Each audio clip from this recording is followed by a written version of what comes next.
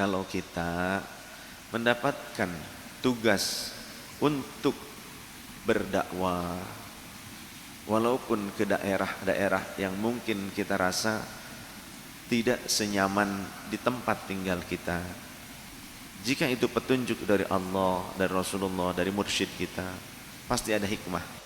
Seperti Maulana Syekh Hisham Al-Qabbani, beliau diperintahkan untuk hijrah tinggal ke Amerika, di Amerika oleh mertua dan juga gurunya yang merupakan Sultanul Aulia pada masanya, yakni Sultanul Aulia Sayyidi Syarif Al-Habib Muhammad Nazim Adil Effendi. Bahkan pertama kali beliau itu membeli tanah dibelikan oleh jamaahnya. Di antaranya yang membelikan tanah itu orang Singapura di antaranya. Saya pernah ketemu dengan istrinya karena suaminya sudah wafat. Waktu itu dengan Umi juga kita ngobrol, ngumpul bareng di Jakarta, beliau kebetulan di Jakarta, itu yang membelikan tanah Tegalan.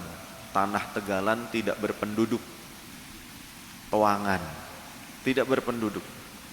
Jadi Maulana Syekh Hisham pertama kali, kenapa di situ? Karena beliau membeli tidak asal. Jadi beliau itu berjalan kaki ke arah sana. Ketika belum ada petunjuk, ganti lagi berjalan kaki ke arah sana, jauh jalan kaki lagi. Ketika di satu tempat beliau melihat sosok Grand Sheikh, melihat sosok gurunya sendiri, yakni Grand Sheikh Abdullah Faiz Ad-Dagestani.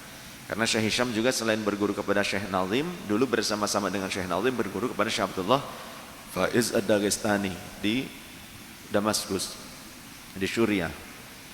Dan pernah tinggal di sana juga.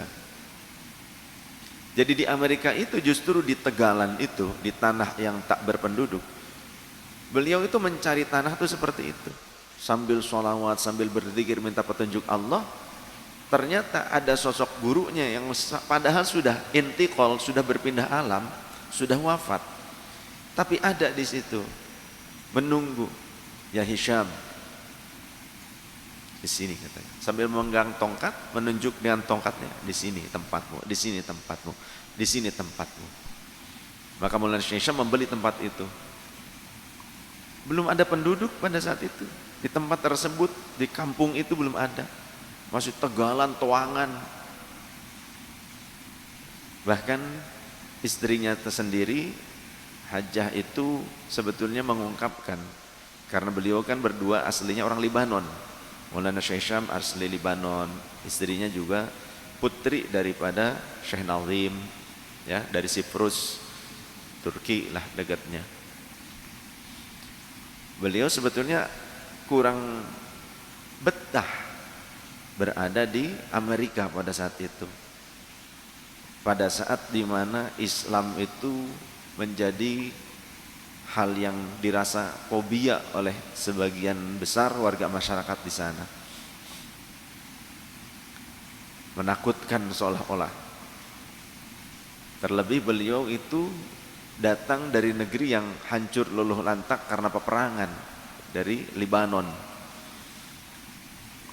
Tentunya mungkin terasing, bahkan banyak masyarakat di sana juga yang mungkin sinis terhadap beliau. Tapi karena sam'an wa ta'atan kepada guru, patuhnya kepada guru, beliau terus tinggal di sana.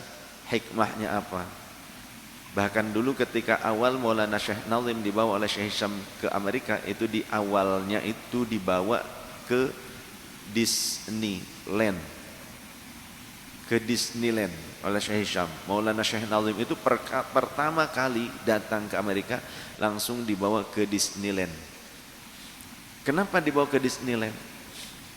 Maulana berharap cahayanya yang Allah berikan kepada Sultanul Aulia, cahaya petunjuk, cahaya hikmah, rahasia, asrar, sirrullah yang diberikan kepada Sultanul Aulia Syekh Muhammad Nazim, itu akan dipancarkan di tempat yang dimana tempat berkumpulnya orang-orang Amerika di sana, bahkan dari mancanegara berkumpul di sana, dan mereka akan membuat cahaya itu yang kelak akan menjadi orang-orang Islam. Dan ternyata benar. Sampai di kemudian waktu dibuatlah parade muslim, parade sufi selama 14 hari. Ada event festival sufi selama 14 hari. Saya mendapatkan riwayat langsung valid dari seorang qori yang berasal dari Bandung Garut, ya, Bandung, perbatasan Bandung Garut, Cicalengka, ya, Kiai Asep, dan juga putra dari Buya Syahid, Kang Rifat. Saya dari Kang Asep, Kiai Asep. Beliaulah salah satu dari 4 atau 6 qori dari Indonesia, qori nasional, qori internasional, dikumpulkan juara-juara internasional untuk ikut event sufi di sana. Beliau menyaksikan, kata beliau, Habib, wallahi saya menyaksikan itu karomahnya Maulana Syekh Hisham. Orang-orang tak kurang dari 20.000 orang setiap harinya masuk Islam. Selama 14 hari itu ngantri, orang tuh ngantri benar-benar, sampai-sampai jenderal-jenderal angkatan bersenjatanya Amerika pun ketika menghadap ke Maulana, Maulana langsung nunjuk, kapan anda bersyahadat? Baik ya Syekh, sekarang, langsung. Maulana Syekh menunjuk, kapan anda bersyahadat? Langsung saat itu, baik ya Syekh.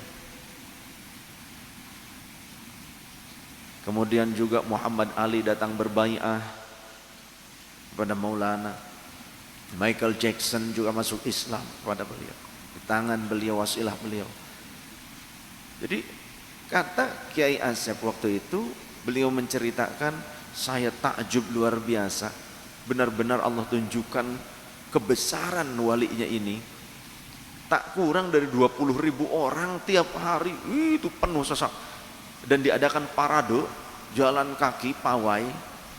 Ribuan orang pada masuk Islam. Melihat parade itu, ikutan parade, dan itu baiat kepada Maulana. Sallallahu ala Nabi Muhammad. Subhanallah walhamdulillah wala ilaha illallah wallahu akbar. Jadi pasti ada hikmah. Diriwayatkan dari sahabat Abdullah bin Amr bin As radhiyallahu anhuma, di kemudian waktu sahabat Amr bin As ini akhirnya juga masuk Islam, padahal tadinya pemburu orang muslim. Sama seperti sahabat Umar yang tadinya orang yang anti Islam, yang kemudian menjadi pembela Islam. Mudah-mudahan mereka yang saat ini anti ahlus sunnah wal jamaah, mereka mudah-mudahan menjadi ahli sunnah wal jamaah. Yang tadinya anti sunnah wal jamaah menjadi ahli sunnah wal jamaah.